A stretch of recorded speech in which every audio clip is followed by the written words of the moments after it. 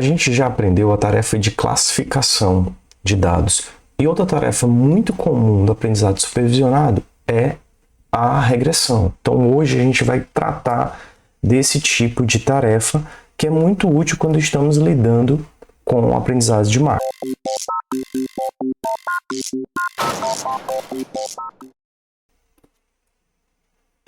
A gente viu inicialmente a comparação, né, entre classificação e regressão. A gente já discutiu isso em sala de aula. E uma das situações é que os algoritmos de classificação, eles são voltados para tentar prever um rótulo. Então, se eu tenho uma classificação binária, eu tenho que saber traçar uma reta para dizer se uma classe pertence a por exemplo, a classe dos vermelhos ou a classe dos azuis. A regressão, por sua vez, ela tenta prever um valor. Então, tenta prever um número, né? Qual que é o número de pessoas que foram afetadas pela Covid, qual o salário que os funcionários vão ganhar daqui para o próximo ano. Então, essa é a diferença entre esses dois tipos de tarefas, né? E aí, para a gente tratar tanto de classificação quanto de regressão, a gente considera o conceito de aproximação de função. Nessa modelagem preditiva que estamos tentando resolver, tenta-se prever ou desenvolver um modelo que vai usar dados históricos, né, que aí é o fato de ter uma memória para gerar previsões, né, sobre novos dados que você ainda não tem uma resposta. Então, a modelagem preditiva, ela geralmente é modelada como um problema matemático que vai tentar aproximar uma função de mapeamento de variáveis de entrada, muitas vezes chamada de x, para variáveis de saída também chamadas de y. Isso que a gente chama de problema de aproximação de funções. E o trabalho desse algoritmo é encontrar a melhor função de mapeamento possível, considerando o tempo e os recursos que são disponíveis.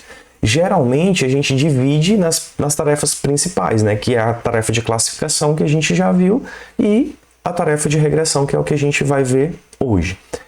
A modelagem preditiva de regressão, ela tenta aproximar uma função de mapeamento de variáveis de entrada para uma variável de saída contínua, né? E essa variável de saída contínua, ela vai ser ou um valor real, ou um valor inteiro, ou um valor de ponto flutuante. Então, geralmente, você tenta estimar quantidades, tamanhos, valores reais, quando você está focado em resolver um problema que envolva regressão. E aí, a gente tem algumas características de problemas da área de regressão, né? Um problema de regressão, ele requer a previsão de um valor. As variáveis de entrada, elas podem possuir tanto os valores contínuos como os valores discretos, né? Essa definição que a gente já viu também lá na parte de classificação. Um problema que é muito comum você ter múltiplas variáveis de entrada. É muito difícil você ter problemas que você use apenas uma variável para estimar um valor. Então é frequentemente chamado esse tipo de problema de regressão multivariada, né? Tem múltiplas variáveis, múltiplos atributos previsores. E eu tenho um outro tipo de problema que é quando eu tenho variáveis de entrada que são ordenadas pelo tempo. Isso é o que a gente chama de previsão de séries temporais, também um problema muito corriqueiro dentro dos algoritmos de machine learning. Alguns algoritmos são populares para regressão.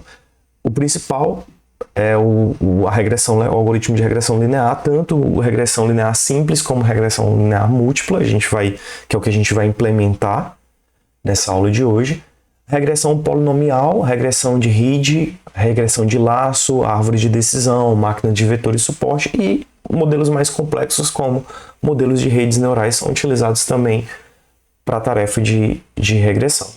Bem, a gente tem que lidar com a questão da linearidade dos dados. O termo linearidade vem em álgebra, né, e ele refere-se à relação linear entre duas ou mais de duas variáveis, né? Então, se a gente desenhar, por exemplo, em um espaço bidimensional, duas variáveis, se eles forem problemas lineares, a gente vai obter uma linha reta. Então, um exemplo que a gente vai tratar hoje é considerar o número de horas estudadas e a nota alcançada. Então, por uma base, a gente pode estimar que, por exemplo, quanto mais horas estimada, a gente vai ter um score final, uma nota final maior.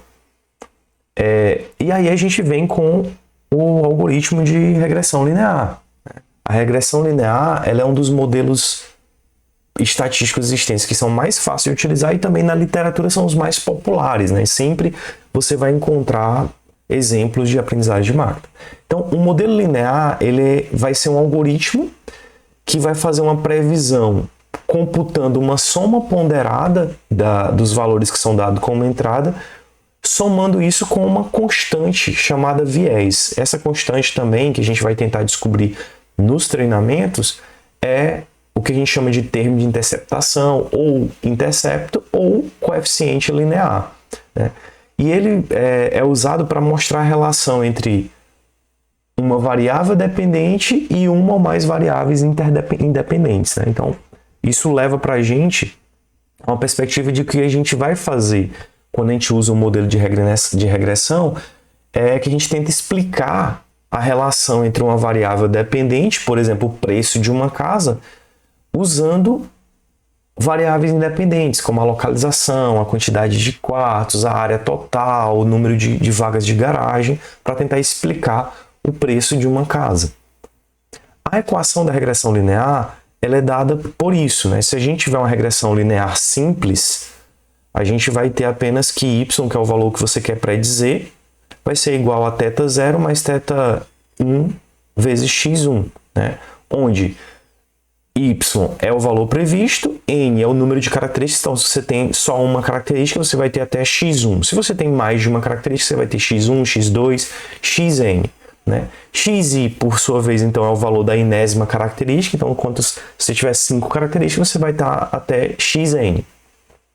O θi, ele é o enésimo parâmetro do modelo, né? Que são os parâmetros que o modelo vai tentar descobrir. A gente vai tentar descobrir o θ0, que é o que é chamado de intercepto ou viés, e a gente vai tentar encontrar o θi, que pode ser, se tiver duas características, vai ser θ2, se tiver 3 características, vai ter θ3 e assim por diante, né? Que vai ser os pesos que a gente vai multiplicar as características da nossa base. E aí, como é que a gente treina um modelo de regressão linear, né? Então, quando a gente treina um modelo desse tipo, a gente está tentando definir esses parâmetros, né? A gente está tentando obter uma melhor linha que se ajuste aos dados de treinamento, já que esses dados são lineares. Então, quando a gente treina um modelo de regressão, a gente está tentando encontrar tanto o valor de θ que minimiza a função de custo, né? Então, assim, tem o menor erro possível. Então, basicamente, o que o algoritmo de regressão linear faz é ajustar algumas linhas, né, a esses pontos de dado e retornar essa reta, essa linha que resulta o menor erro. E aí, quando a gente fala de erro, a gente está falando de avaliar esse modelo, o quão bom foi o seu modelo, o quanto ele foi capaz de prever esses dados que você está tentando criar um modelo. Então, a principal abordagem que é utilizada em métrica de regressão, diferente lá da classificação, que a gente usa acurácia, que a gente usa precisão, que a gente usa recall, F1 score, né, matriz de confusão. Aqui a gente vai tentar fazer a diferença entre o valor real e o valor previsto. Então é mais ou menos assim, como se a gente aqui disser um pouquinho errado no slide, mas eu tentar y é o valor real e o y com o circunflexo em cima é o valor que você prevê, né? Então você vai tentar encontrar o erro. E para esses algoritmos, algumas métricas são mais utilizadas, né? A gente tem o R², que ele vai procurar para a gente o percentual da variância dos dados que é explicado por esse modelo. A gente tem o min absoluto erro, ou MAE, que é um dos mais utilizados também, que é a média do valor absoluto dos erros. A gente tem o mean squared erro, que é a média dos erros ao quadrado, e o root mean squared erro, o RMSE, que é a raiz quadrada da média dos erros quadrados. E a gente vai falar sobre cada um desse tipo de algoritmo que serve, de métrica que serve para a gente determinar se o modelo foi bom ou não foi. O R² é um coeficiente de determinação, né? E ele resulta em valores que variam de 0 a 1. Também, se a gente pode considerar em termos percentuais, de 0% até 100%. Então, quanto maior for o valor do R quadrado, mais explicativo é o modelo em relação aos dados previstos, né? Então, o que ele faz é calcular uma soma, né, entre o valor, a diferença do valor real pelo valor previsto ao quadrado e divide esse somatório pela diferença quadrada entre o valor real e a média dos valores reais. Tá? Esse é o que é dado no R2, que a gente vai ver também quando a gente estiver implementando o algoritmo. Porém, a gente utiliza somente essa métrica. Se a gente utilizar ela, né, a gente vai ter um valor que, por exemplo, está em 0,5, que seria 50%. Né? Será se isso já seria o suficiente para colocar o seu modelo em produção? Será se ele já seria um bom determinante?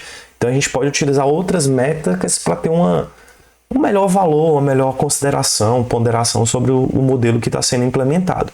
E por isso a gente tem um dos principais, que é o Mean Absolute Erro, ou MAE.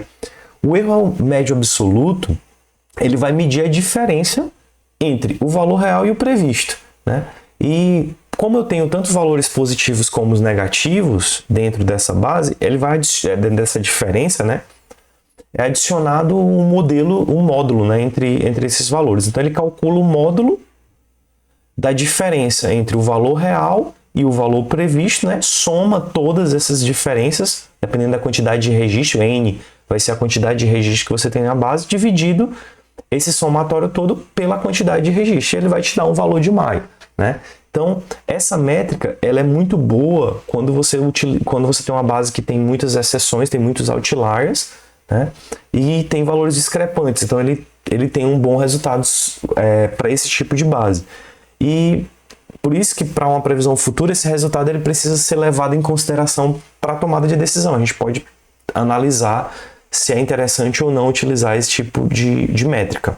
Outra métrica é o Mean Squared Erro, o MSE, que ele é uma métrica que calcula também a média da diferença entre o valor previsto com o real, assim como o MAE faz. Só que, ao invés de usar o módulo, a métrica ela é elevada ao quadrado. Então, a ideia dessa métrica é penalizar erros que são muito discrepantes, valores muito discrepantes entre o previsto e o real. Então, quanto maior for o MSE, significa que o modelo não performou bem, né? Ele não foi muito bom em fazer novas previsões. O MSE ele tem, consequentemente, também uma grande desvantagem, que é o poder de interpretação dele não é tão legal. Porque como ele eleva ao quadrado, se, por exemplo, a tua saída for a questão de metros, for medida em metros, o resultado dele vai dar em metros quadrados, né? Então isso fica, às vezes, difícil da gente conseguir ter uma avaliação interessante do modelo devido a esse fato. E aí, a gente tem, para contornar isso, o Root Mean Squared Erro, que é o mais utilizado, o RMSE, né? Que é a raiz do erro médio quadrado, né? Que ele é basicamente o mesmo cálculo, só que aí eu calculo depois disso, depois de eu penalizar o quadrado, eu faço a aplicação da raiz quadrada. Então, a unidade depois da aplicação da raiz quadrada vai ser o mesmo do dado original. Então, se eu estou calculando como metro, e mesmo assim eu calcular o erro em metro quadrado, depois eu calculo a raiz quadrada e o resultado previsto vai dar em métrico. Então, é uma boa opção de métrica quando é preciso ter uma avaliação mais criteriosa sobre as previsões do modelo. E aí, o que a gente vai fazer? Eu vou fazer dois tipos de implementação. A primeira implementação, eu vou fazer uma implementação de uma regressão linear simples, né? Usando uma base onde eu tenho horas estudadas e scores ou notas obtidas, tá? E no segundo momento, a gente vai fazer uma regressão linear múltipla. Nesse momento, o que a gente vai fazer? A gente vai usar alguns parâmetros para conseguir prever a quantidade de consumo de petróleo, em termos de galões de petróleo. Então, a gente tem algumas variáveis preditivas aqui, como o imposto aplicado no combustível, como a renda média per capita daquela região, como o número de quilômetros de rodovia pavimentada, como a proporção de pessoas que têm habilitação e como a variável meta que seria o consumo de combustível, tentar prever esse consumo de combustível. Então, o que a gente vai fazer aqui, eu já tenho essa minha base aqui utilizando um dado que a gente já tem carregado, né? A gente já vai utilizar essa base de horas estudadas e de notas, né? Então, o que eu vou fazer aqui? Eu já carreguei aqui no meu drive, o drive está montado, e eu vou carregar a minha base de dados. Pronto. Eu vou botar aqui base.head para eu visualizar as 5 primeiras linhas dessa minha base, né? E aqui eu estou vendo, esse cara estudou 2 horas e meia, ele tem 21 de score, 5.1 hora, 47 pontos score, 8.5, 75 foi o score. Então a gente está vendo que existe uma linearidade, né? Então a gente consegue, por exemplo, perceber que quanto mais horas estudadas, maior é esse valor. Essa base aqui, se eu tirar base.shape, eu vou conseguir ver que essa base só tem 25 registros e tem 2 colunas. É uma base bem pequena, apenas a título de exemplificação dessa nossa teoria aí de regressão linear. Então, assim, para a gente ter uma visão mais ainda clara sobre a linearidade desses dados, a gente vai usar o Matplotlib para plotar essa reta, né? Eu vou chamar aqui a nossa biblioteca matplotlib.pyplot, vou pegar da minha base, vou mandar plotar e vou dizer quem é que é o eixo X e quem é que é o eixo Y, né? O meu eixo X, nesse cara aqui, é essa coluna aqui de horas, tá? Então, como a gente já aprendeu a fazer lá usando o Matplotlib. E a minha coluna Y vai ser os meus scores. Eu vou colocar aqui, como eu quero pontos para serem plotados, eu vou colocar aqui o OR, que o Matplotlib vai interpretar como sendo um gráfico de pontos, né? E eu vou colocar aqui um label para ele representar as notas, né? A legenda lá no meu gráfico. Pronto, aí eu vou colocar aqui um título, então eu vou botar um title aqui para dar no título do meu gráfico, né? Então eu vou botar assim, horas vezes notas, né? Que eu tiro. Vou dar um rótulo para o meu eixo X e para o meu eixo Y, né? Então, o X label dele eu vou colocar como sendo horas estudadas. E o Y label eu vou colocar isso como notas. Ou nota alcançada.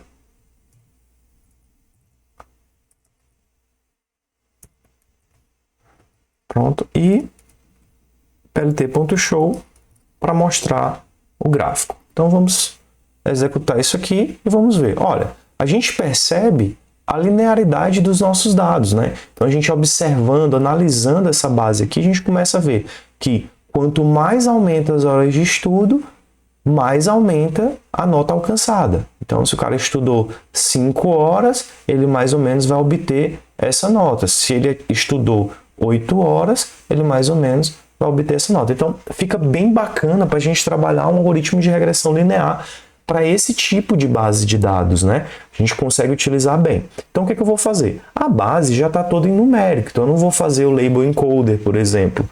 Então, o que eu vou fazer já de cara é dividir a minha base entre atributos previsores e atributos metras. Então a gente chama os atributos previsores de X, né? Então eu vou usar o método ilock aqui para poder chamar todas as minhas linhas que eu tenho na minha base, são as 25, né? Todas as minhas linhas, e eu quero quais colunas? Eu quero todas as colunas, né?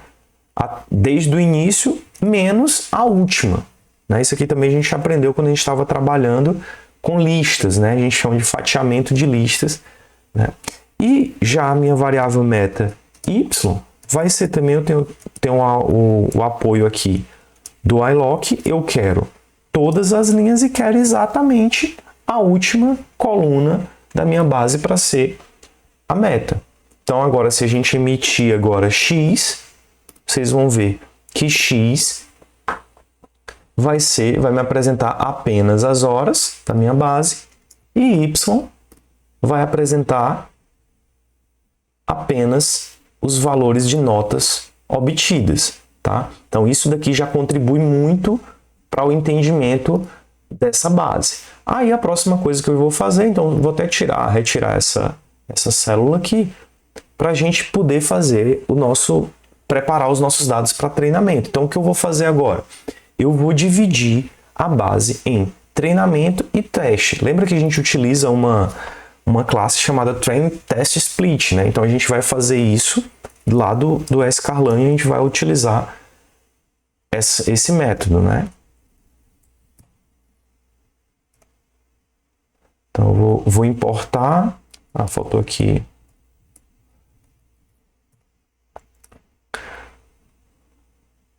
Model Select, eu vou importar o Train Test Split. Tá? A gente também, em todos os nossos algoritmos de classificação, a gente utilizou a mesma ideia, né?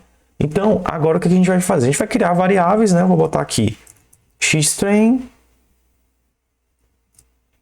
xtest,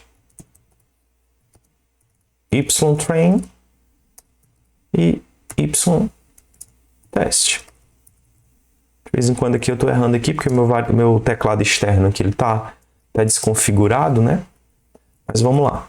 Então, train test split, eu vou passar os parâmetros. Eu vou passar x para ele, vou passar y para ele, vou dizer o tamanho da minha base de teste, que geralmente a gente também tem colocado isso, o teste size, eu vou dizer, temos usado o padrão de 20%, e para ele sempre pegar esses mesmos conjuntos de dados. Nas outras vezes que a gente for executar, a gente alimenta ele com um estado aleatório, né? Então eu vou aplicar isso daqui com o train test split e ele vai dividir os meus dados aqui. Então eu tenho aqui, por exemplo, xtrain.shape, ele vai me dar o quê? Eu vou ter 20 registros para treinar e o meu xtest.shape, ele vai me dar 5 registros. Então, eu tinha uma base de 25 registros, ele dividiu aqui como tirando 20% para o teste e colocou 5 para teste e 20 para treinamento. E agora, de fato, a gente vai criar o nosso modelo de regressão linear simples. Então, a gente vai importar isso também. A gente pode fazer manual, mas tem as nossas bibliotecas que já favorecem a gente poder utilizar todo o arcabouço de classes que ele está utilizando. Então, a gente vai chamar dentro do pacote Linear Model, a gente vai importar o Linear Regression. Então, a nossa regressão linear. Nós vamos criar um regressor. Esse regressor vai ser um objeto dessa classe Linear Regression. Tá? Esse é um objeto dessa classe, eu não preciso passar parâmetro algum. E aí eu vou pegar esse regressor e vou treiná-lo. Então, quando eu treinar esse regressor, eu vou passar o x de treinamento, lembrando que nesse exemplo eu não estou usando a questão de validação cruzada que eu expliquei para vocês. Nós estamos fazendo de uma maneira direta. Então, eu vou passar o x de treinamento e estou passando o y de treinamento. Ok? Então, eu vou treinar esse carinha aqui. Vou executar. Tá? Ele me deu só um retorno aqui, printou o nome da classe que foi utilizada, mas ele já treinou, a base de dados é muito pequenininha, então ele treina de uma maneira bem rápida, né? Então, bem tranquilo para a gente fazer. Mas lembra que a gente vai tentar encontrar o θ0 e o θ1, porque eu só tenho uma variável. Então, esses dois valores para a equação de regressão linear, a gente consegue acessar ele diretamente. Então, por exemplo, eu posso botar o θ0 seria o meu regressor.intercept. Tá? Então, você consegue visualizar o valor. Então, ele achou que 2.018 é o valor para aqueles dados que é o valor da minha interceptação. E aí eu vou ter também a minha inclinação da reta, que seria o meu regressor.coef, que seria o meu coeficiente de inclinação.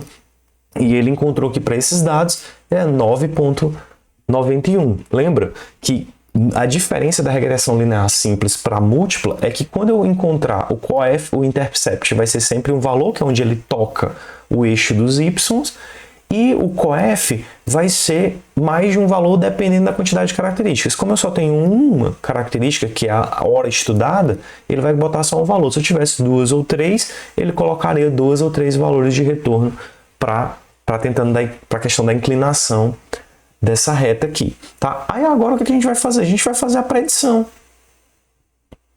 Então eu vou pegar o meu y, que é o que eu quero descobrir, né? Que eu quero treinar, o meu y-pred, na verdade, porque eu tenho o y-teste, y-pred, e eu vou aplicar o meu regressor.predict. Eu vou chamar o meu predict e vou passar para ele o meu x-teste. Pronto, já que você treinou o seu modelo aqui, agora você vai testar. Então, eu vou aplicar esse cara. Então, agora a gente vai comparar só a questão de como é que apresentou esses resultados, né? Os reais comparado com... Nós tínhamos 5 valores de teste. Então, eu vou botar os 5 valores reais e os 5 valores que ele previu.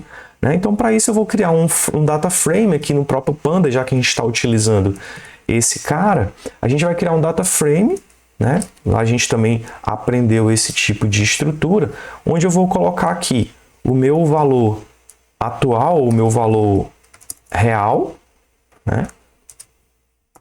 Esse é o meu valor real. Esse cara aqui vai ser quem? Vai ser o meu y-teste. E eu tenho o meu valor previsto. Então, o meu valor previsto vai ser quem? Vai ser o meu y-pred, que foi esse cara que eu acabei de prever. Então, eu vou criar um data frame e vou mandar exibir esse data frame aqui. Ó. Então, quando eu visualizar, ele vai mostrar para a gente. Ó, por exemplo, o valor real era 20. Ele preveu 16,8. O valor real de nota seria 27 e ele previu 33. O valor real era 69, ele previu 75. O valor real era 30, ele previu 26. E o valor real era 62 e ele previu 60. Então, assim, a gente conseguiu visualizar os valores que ele previu com os valores reais que ele tirou. Então, agora o segundo passo, o próximo passo que a gente vai fazer é tentar avaliar esse modelo com as métricas que a gente está utilizando. Então, a gente vai pegar aqui e vai importar dentro do sklearn também. A gente vai importar as métricas, porque todas aquelas métricas que eu expliquei para vocês, eles já estão disponíveis dentro desse pacote do sklearn.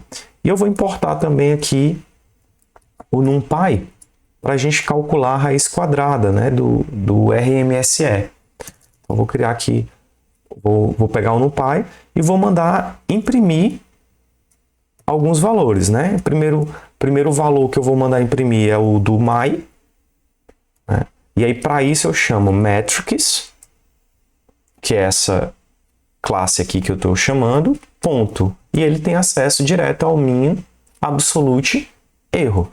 E aí eu passo como parâmetros para o min absolute erro sempre o que está naquela equação lá, né? Ele vai pegar o valor real, que é o meu y-teste, e comparar esse valor real com o valor previsto, tá?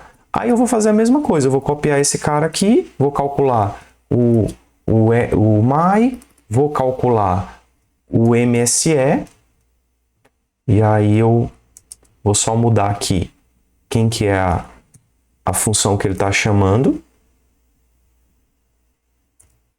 que é o min. Ele não está conseguindo completar porque o que tem ali min squared error, tá? O MSE é o min squared erro, e eu passo o valor previsto, o valor real e o valor previsto. E aí também eu vou calcular aqui o RMSE. Então esse carinha aqui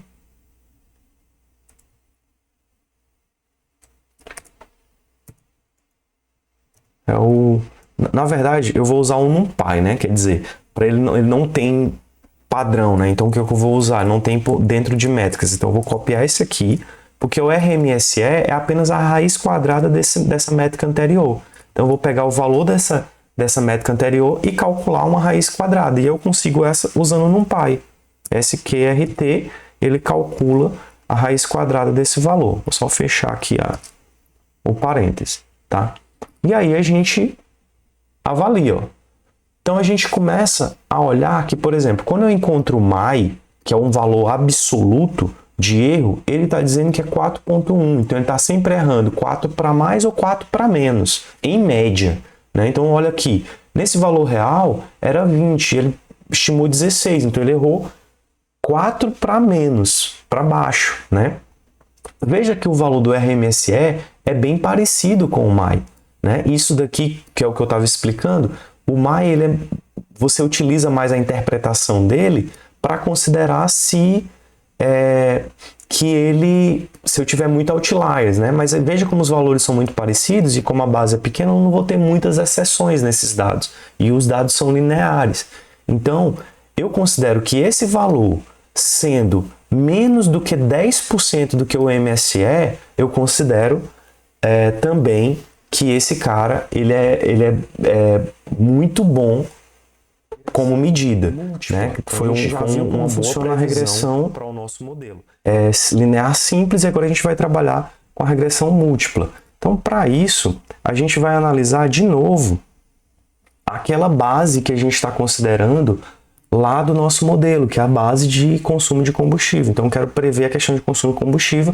Para isso, eu vou ter 4 atributos previsores. Então, eu não tenho mais só um atributo para explicar. Então, 4 desses atributos, tá? E aí, a gente vai utilizar essa base para...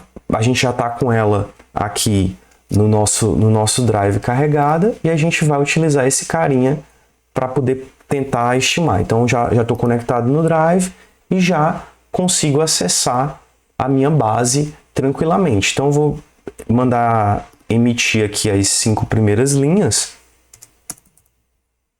Opa. Agora eu chamei não de base, chamei de dataset.head.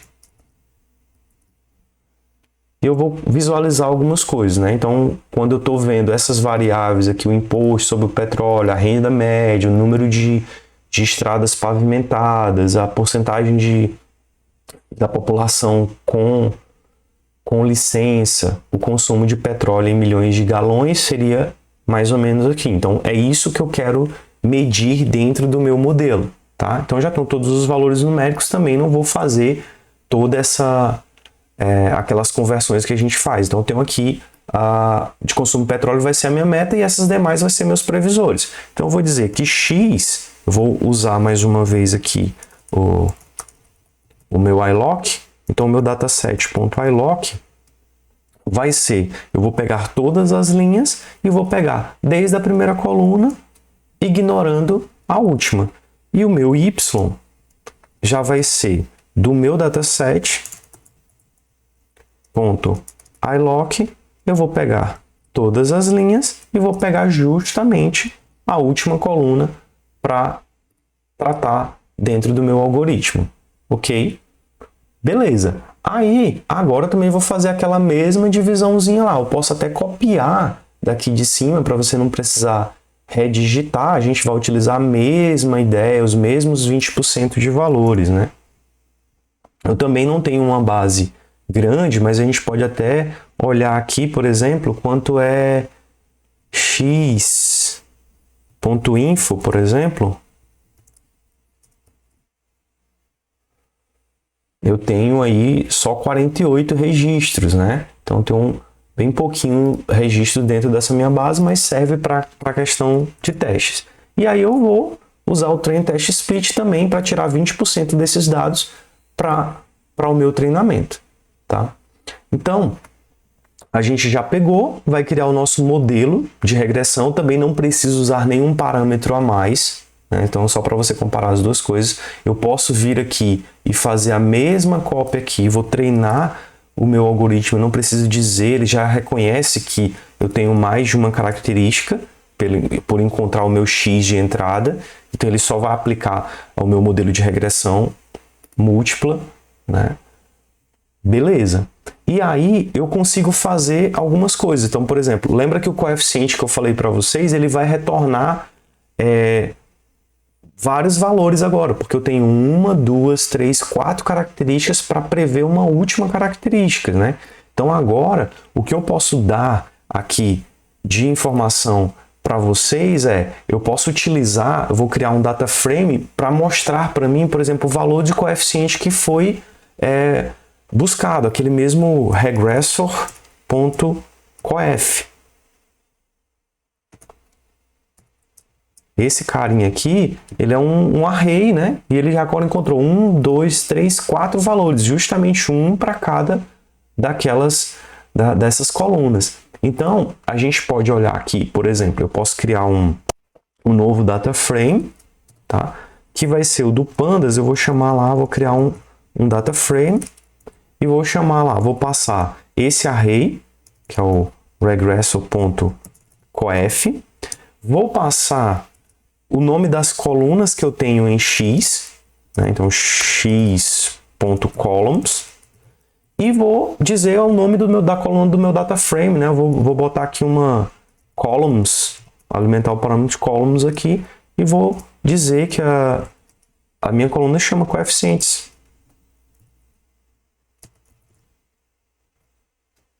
Pronto. E vou mandar imprimir embaixo o meu data frame. Então, isso é um indicativo muito interessante para a gente da correlação entre os dados também em regressão. Porque pensa aqui comigo, se eu aumentar uma unidade na taxa do petróleo, no imposto que é colocado, eu reduzo o consumo em galões de menos 40 vezes, né? Menos 40, quer dizer. E a questão também da licença. Então, se eu aumento 1% no número de motoristas, eu incremento 1.341 no consumo de combustível. Então, são informações relevantes que a gente pode levar em consideração. E agora eu vou fazer as minhas previsões. Então, eu vou chamar aqui, vou pegar o meu ypred e vou calcular. Vou pegar o meu regressor.predict e vou passar para ele o meu x teste. Opa, deixei aqui no inglês mesmo. E calculo a minha previsão. Beleza, eu vou fazer a mesma coisa. Eu vou copiar aquele data frame lá que eu utilizo o meu valor real e o previsto. Tá?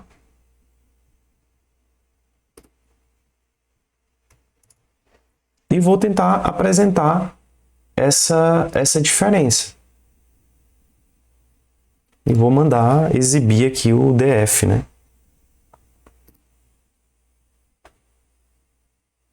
Tá? Então, por exemplo, tinha um consumo real nessa minha base de teste, 534, ele achou que estava gastando 469. O valor real era 410, ele achou que era 545. Então, beleza, ele fez os cálculos dele e agora a gente vai tirar as nossas métricas para ver, né? Aqui a gente teve abaixo de 10%, né, de erro. E eu vou copiar, não preciso nem copiar mais a importação, porque eu já tenho. Vou copiar essa importação aqui e vou colocar dentro dos meus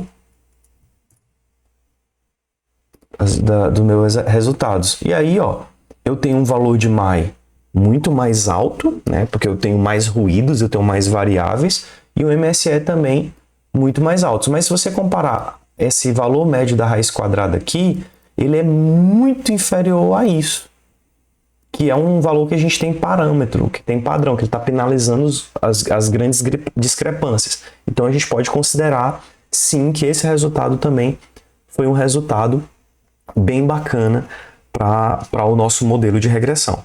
Então é isso. Então a gente treinou hoje duas novas bases de dados simplórias, mas a gente conseguiu ver como é que a gente aplica a tarefa de regressão em bases de dados, ok? Então, eu peço a vocês que sempre dei uma revisada nesse conteúdo para ver como é que funciona, e lembre-se também que a parte de regressão, ela não é só feita com regressão linear. Eu posso trabalhar com árvore de decisão, posso trabalhar com máquinas de vetores de suporte que a gente já viu para classificação, e também para regressão, redes neurais, que é um conteúdo também que a gente vai ver posteriormente. Então, bons estudos!